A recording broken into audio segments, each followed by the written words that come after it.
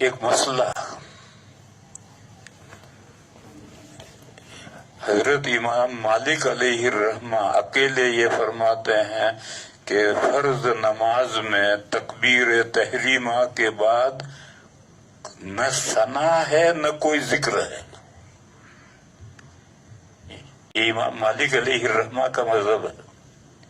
وہ کہتے ہیں فرض نماز اللہ اکبر الحمدللہ رب العالمین قرات شروع کر دو.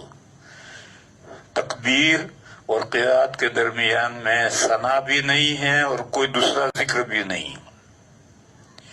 امام مالک علیہ الرحمہ کے علاوہ دوسرے جو 3 امام ہیں وہ کہتے ہیں کہ نہیں ذکر ہے.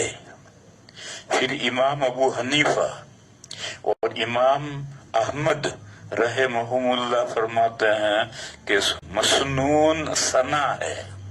سبحانک اللہم وبحمدک وتبارک اسمک وتعالی جدک ولا الہ غیرک.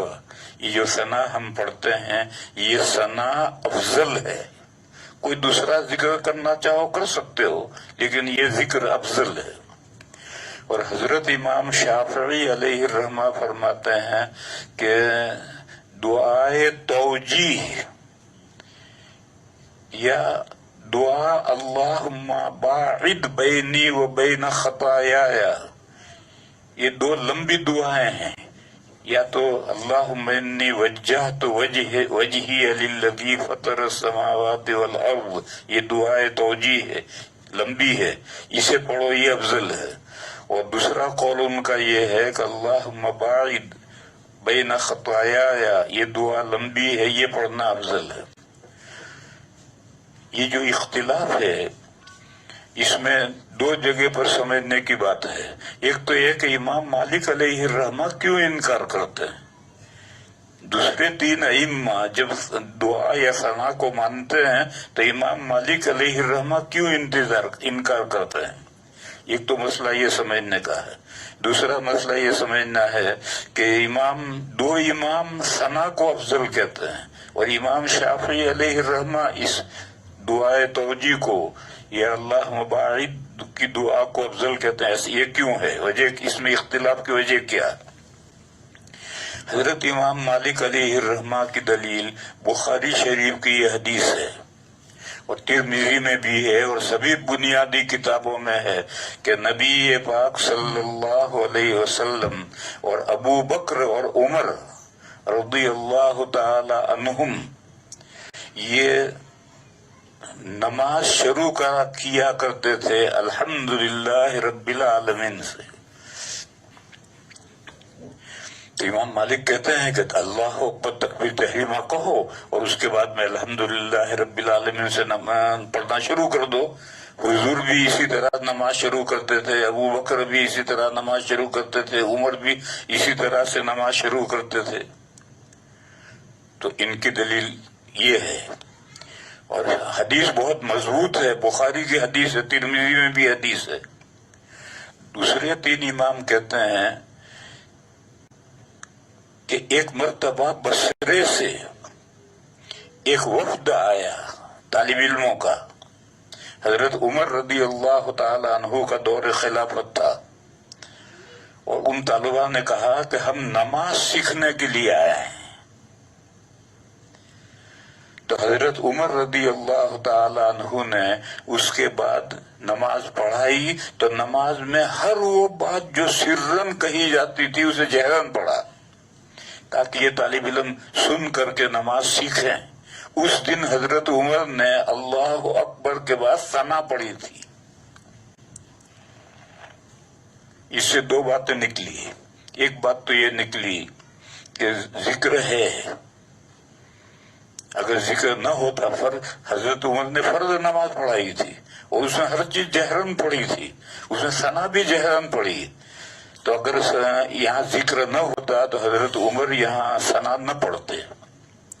دوسری بات یہ کہ ثنا افضل ہے اسی لیے جو دوسری دعائیں امام شافعی علیہ الرحمہ جو دعائیں کہتے ہیں وہ بھی صحیح روایتوں میں دعائیں ہیں، لیکن وہ نفلوں کے لیے ہیں اور تہجد کے لیے ہیں، فرضوں کے لیے یہ دعا ہے۔ حضرت عمر نے فرض میں یہی ثنا پڑھی تھی۔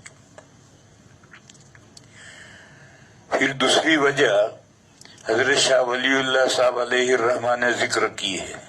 حضرت شاہ ولی اللہ صاحب علیہ الرحمہ نے حجت اللہ البالغہ میں یہ لکھا ہے کہ شریعت خواص کے لیے تو لمبی لمبی دعائیں رکھتی ہے اور عوام کے لیے بہت چھوٹی، تاکہ عوام اسے یاد کر سکیں، پڑھ سکیں۔ اور حضرت نے مثال دی کہ رکوع کے لیے سبحان ربی العظیم ذکر رکھا، یہ قرآن میں آیا ہے، وہ رکھا ہے۔ اور رکوع میں چونکہ ٹھہرانا ہے تو کہا کم سے کم 3 مرتبہ یہی کہو، 3 مرتبہ کا جتنا لمبا ذکر نہیں بتایا، سبحان ربی العظیم اسی کو 3 مرتبہ کہو۔ اور سجدے میں سبحان ربی الاعلیٰ کہو، یہ بھی قرآن میں آیا ہے، اور اس سے لمبا ذکر نہیں بتایا، یہ کہا سجدے میں 3 مرتبہ کم سے کم یہ ذکر کرو۔ تو عوام کے لیے نماز سب کو پڑھنی ہے، خواص کو بھی پڑھنی ہے، عوام کو بھی پڑھنی ہے، اس لیے یہ ثنا چھوٹا ذکر ہے، اس لیے یہ عام مسلمانوں کے لیے یہ بہتر ہے تاکہ لوگ آسانی سے اسے یاد کر سکیں، پڑھ سکیں۔ اور وہ جو اللہم انی وجہت وجہیہ ہے یا اللہم باعد بین خطایا ہے، یہ بہت لمبا ذکر ہے، عوام کے لیے یاد کرنا بھی مشکل ہے، مجھے ہی یاد نہیں پورا ہے، عوام کے لیے اس کا یاد کرنا بھی مشکل ہے۔ اس لیے حنفیہ نے اور حنابلہ نے، امام ابو حنیفہ نے اور امام احمد رحمہ اللہ نے کہا کہ ثنا افضل ہے، اور امام شافعی علیہ الرحمہ نے کہا کہ وہ جو تو دعائے توجیہ ہے اور دعائے باعد ہے وہ اس کی روایت اعلیٰ درجے کی ہیں، صحیح ہیں، اور اصح ما فی الباب کو ائمہ لیتے ہیں، تو اس قاعدے سے امام شافعی رحمۃ اللہ علیہ نے وہ دعائیں لی، اور امام ابو حنیفہ اور امام احمد نے ان 2 چیزوں کو سامنے رکھ کر کے یہ ذکر پسند کیا۔ تو ایک بات تو یہ ہے۔ دوسری بات یہ ہے کہ یہ جو امام مالک علیہ الرحمہ جو حدیث پیش کرتے ہیں اس کا کیا جواب ہے کہ حضور اور صحابہ ابو بکر اور عمر نماز شروع کرتے تھے الحمدللہ رب العالمین سے، اس کا کیا جواب ہے؟ اس کا جواب یہ ہے کہ الحمدللہ رب العالمین سے جو قرات ہے وہ تو فرض اور واجب ہے، اور اس سے پہلے جو ثنا ہے وہ ضروری نہیں ہے، سنت ہے، اگر نہ بھی کرو تو اس سے کوئی فرق نہیں پڑتا۔ جیسا کہ آج کل ہمارے حافظ کہاں ثنا پڑھی انہوں نے، اللہ اکبر کہا، میری آدھی ثنا بھی نہیں ہوئی اور انہوں نے یہ کام شروع کر دیا، تو کوئی حرج نہیں، وہ کوئی فرض تو نہیں ہے، فرض تو سورہ فاتحہ اور آگے کا فرض یہ ہے۔ سوال ہے کہ پھر جب فرض نہیں ہے تو ہے کیوں؟ یہ نقطہ مجھے اصل سمجھانا ہے کہ جب فرض نہیں ہے تو یہ ہے کیوں؟ اس کی وجہ یہ ہے کہ مقتدیوں کو امام کے قراءت شروع کرنے سے پہلے تکبیر تحریمہ کہہ کر نماز میں شامل ہو جانا چاہیے۔ اب اگر امام اللہ اکبر کہہ کر فوراً قرات شروع کر دے گا تو بعض مقتدی ابھی نیت ہی باندھتے رہ جائیں گے، ابھی نماز میں وہ شامل بھی نہیں ہوئے اور یہاں قرات شروع ہو گئی۔